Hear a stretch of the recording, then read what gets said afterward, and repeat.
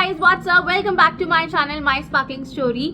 आई know अभी आप सब बहुत बिजी होंगे because festivals are just round the corner और दिवाली देखा जाए तो अब 1 महीने से भी कम टाइम बचा है और सब प्रिपरेशंस में लगे हुए हैं, इंक्लूडेड मी।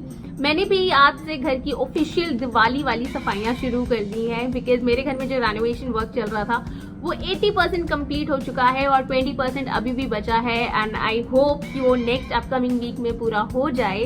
बाकी लेट्स सी कब होता है। मीनवाइल Amazon पे द ग्रेट इंडियन फेस्टिवल की सेल चल रही थी तो मैंने घर के लिए और एजरा के लिए काफी सारी शॉपिंग की है। And those who are not aware about कि एजरा क्या है तो let me tell you guys, ezra.co is my own clothing label. You can find us on Instagram and if you really want to shop something really beautiful for your upcoming festivals and weddings, then you can contact us over Instagram or you can WhatsApp us or call us on the given number which is flashing on the screen right now. As of now, we don't have any official website for ezra.co, but still our shipping is worldwide. So don't worry guys, hardly matters where you are in this world, we will deliver to you. So without any further delay, let's jump into the video.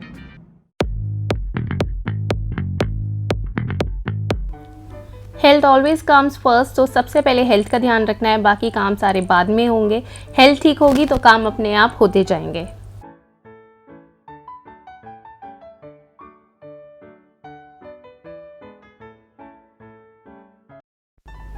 तो ये रही वो सारी deliveries जो Amazon से आई है और नायका से भी आई हैं। इनको हम बाद में खोलेंगे। इससे पहले मैंने एक अपनी बास्केट को क्लीन करना है जो बहुत ज़्यादा गंदी है, तो पहले उसे साफ़ कर लेते हैं। अभी मेरी ड्रेसिंग रेडी नहीं थी तो डेली पर्पस के लिए मैंने ये बास्केट बना रखी थी बिकॉज़ कंस्ट्रक्शन के अंदर काफ़ी चीज़ों की ज़रूरत पड़ रही थी और जो भी ज़रूरत का सामान था वो सब एक ही रूम में था, तो मैंने इस बास्केट को उस रूम में रखा हुआ था। इससे मुझे काफ़ी ज़्यादा आसानी हो गई क्योंकि बार बार आप किसी अलमीरा को ओपन नहीं कर सकते हो, बार बार दूसरे रूम्स में नहीं जा सकते हो।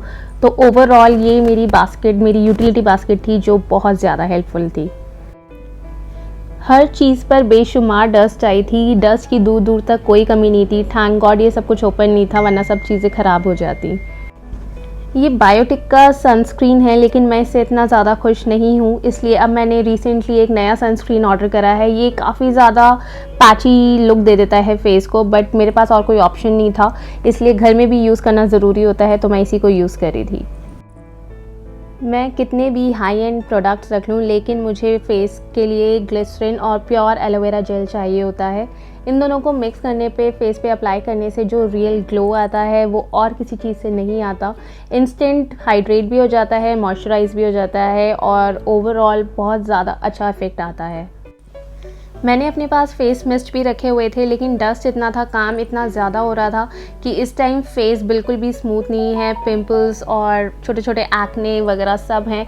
इसके लिए मुझे एक डीप क्लीनिंग की ज़रूरत पड़ेगी। सबसे ज़्यादा जो मेरे काम आए हैं वो आए हैं ये वेट वाइप्स, मतलब गिनती नहीं है मैंने कितने यूज़ कर लिए हैं। हर चीज़ में हम इसी को यूज़ कर रहे थे और जितने पैकेट्स हम लाए थे उसके 50% हम ऑलरेडी ले चुके थे, यूज़ कर चुके थे।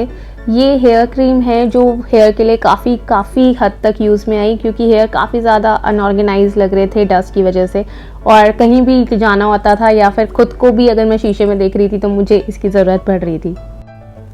फाइनली ये मेरा कॉम, इस पर डस्ट देख रहे हो आप, ये मैंने एयरपोर्ट से लिया था और ये बहुत ही इजी ब्रीजी है। इसके अंदर मिरर भी है और कॉम भी है। ये इस तरह से ओपन हो जाता है, यहाँ आपका मिरर का काम हो जाता है और प्लस आप इसे पुश करोगे तो इसका कॉम बाहर आ जाता है। अगर हैंड बैग के लिए आप कुछ इस तरह का कॉम देख रहे हो तो आपको टर्मिनल 3 पे अराइवल्स के पास ही एक शॉप है, वहाँ से ये मिल जाएगा। बीइंग अ गर्ल थोड़ा मुश्किल हो जाता है उस घर में रहना जहाँ पे ये सब कुछ काम चल रहा हो। अगर बॉयज़ से कंपेयर करें तो वो बहुत इजी ब्रीजी होते हैं क्योंकि उन्हें सिर्फ सुबह उठ के अपना एक हेयर ब्रश चाहिए होता है और जेल चाहिए होता है and they are good to go. At the same time हम लड़कियों को काफ़ी सारा सामान चाहिए होता है, जिसमें से एक ये भी है। ये फेसेस का टैन भी गॉन है, टैन रिमूवल है, बहुत अच्छा है। अगर आप भी टैन से ज़्यादा परेशान हो तो आप इसे यूज़ कर सकते हो। 1 टाइम में इतना इफेक्ट नहीं आएगा लेकिन हाँ 3 से 4 बार अगर आप इसे मंथ में यूज़ कर लोगे तो ओवरऑल आप देखोगे तो आपको रिजल्ट्स पता चल जाएंगे।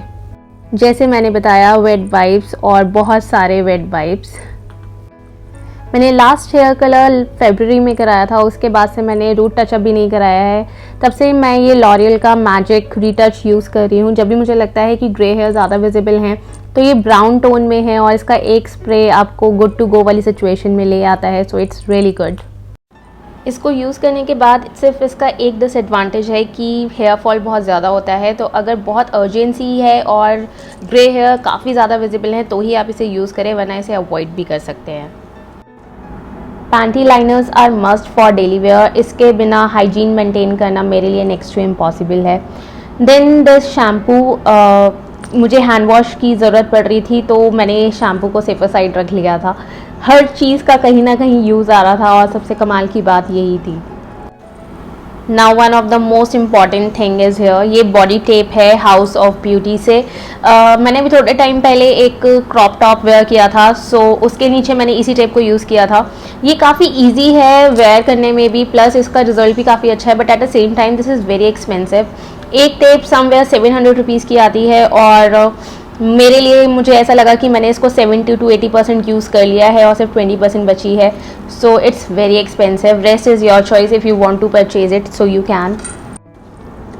ये VLCC का चारकोल पील मास्क है, though I am not a very big fan of it, लेकिन हाँ जब फेस पे काफ़ी ज़्यादा पार्टिकल्स आ जाते हैं तो उस टाइम पे काफ़ी हेल्पफुल है। इसके साथ सबसे मेन प्रॉब्लम ये है कि जब आप इसे रिमूव करोगे तो आपको ऐसा लगेगा कि आपकी स्किन ना निकल जाए, so you have to be very very careful. और अगर आपकी स्किन सेंसिटिव है so it's a big no. VLCC का charcoal mask is a big no if you have a sensitive skin.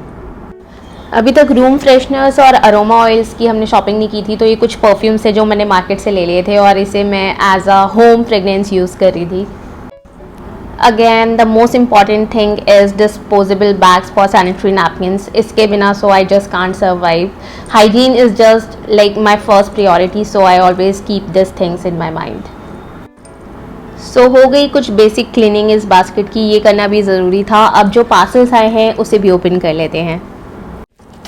Festivals आ रहे थे तो मैंने सोचा कि मैं नेल एक्सटेंशंस करा लूँ, but at the same time मुझे ये भी देखना था कि काफ़ी सारी चीज़ें मुझे बाय सिंगल हैंड मैनेज करनी है। तो नेल एक्सटेंशंस का आइडिया मैंने अभी ड्रॉप कर दिया, क्योंकि most of the things are in still packaging और उनको अनपैक करना अपने आप में बहुत बड़ा काम है। आप कितने भी नाइफ़ यूज़ कर लो या कुछ कर लो, but at the same time आपको अपने हाथों का यूज़ करना पड़ता है।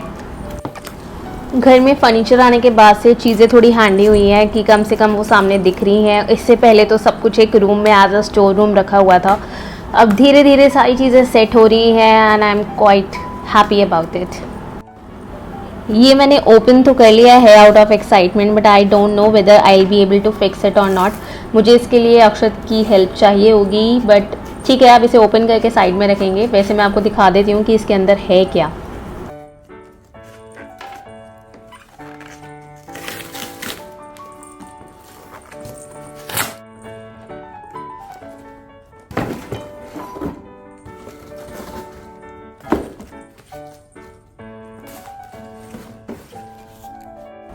सो as you can see the image, ये एक क्लॉथ डिस्प्ले स्टैंड है और ये अभी असेंबल करना है। असेंबल होने के बाद ये कुछ ऐसा दिखेगा। इसकी हाइट कुछ 5 फीट के अंदर है, सो आई विल ट्राई कि मैं नेक्स्ट वीडियो में ये आपको दिखा दूँ। अब इसे ओपन कर लेते हैं। दिस इज़ समथिंग जिसकी मुझे सबसे ज़्यादा ज़रूरत पड़ रही थी, क्योंकि घर में इतना सारा रेनोवेशन का काम चल रहा था कि इस बीच में किसी भी मेड को या हेल्प को लगाना बिल्कुल भी एक सही डिसीजन नहीं था, क्योंकि most of the time cleaning हो ही नहीं रही थी बाहर के एरिया की। सिर्फ एक रूम था जिसकी क्लीनिंग हो रही थी और पूरे घर के लिए एक मेड को बुलाना फिर उससे एक रूम क्लीन कराना डजंट साउंड गुड। इसलिए सारी चीज़ें मैं खुद से मैनेज कर रही थी और अब भी व्हाट आई एम थिंकिंग कि as of now I don't need any help, so उसके लिए मैंने अपना एक साथी को मंगा लिया है। तो काफ़ी ज़्यादा रिसर्च के बाद मैंने ये वैक्यूम क्लीनर मंगाया है फिलिप्स का। दो काफ़ी सारे ऑप्शंस थे लेकिन मुझे अपने लिए ये ठीक लगा। अमेज़ॉन ग्रेट इंडियन सेल से इसको मंगाने का सबसे बड़ा रीज़न ये था, क्योंकि जब इसके प्राइजेस हमने और जगह पे कंपेयर करे तो सबसे ज़्यादा चीप और बेस्ट प्राइजेस अमेज़ॉन से ही आ रहे थे।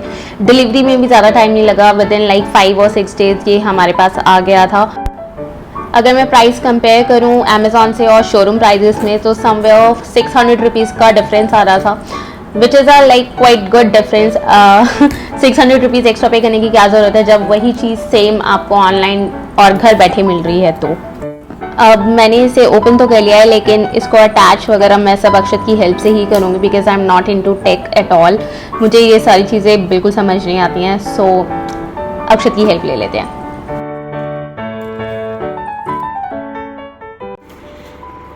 खोल लिया। पाइप को हम इसके अंदर लगाएंगे।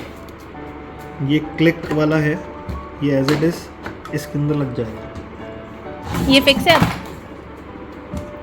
ये इसमें अलग अलग वो हैं कि आप सोफ़े के लिए, ये आपका किसी और चीज़ के लिए, और ये आपका फ्लोरिंग एंड टाइल्स इसके लिए किस तरीके से आपको वो करना है, ये सारी चीज़ें दिखा रहा है।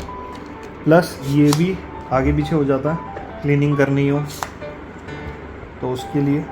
इसके ये जो हेड्स हैं, हेड्स भी अलग अलग हैं।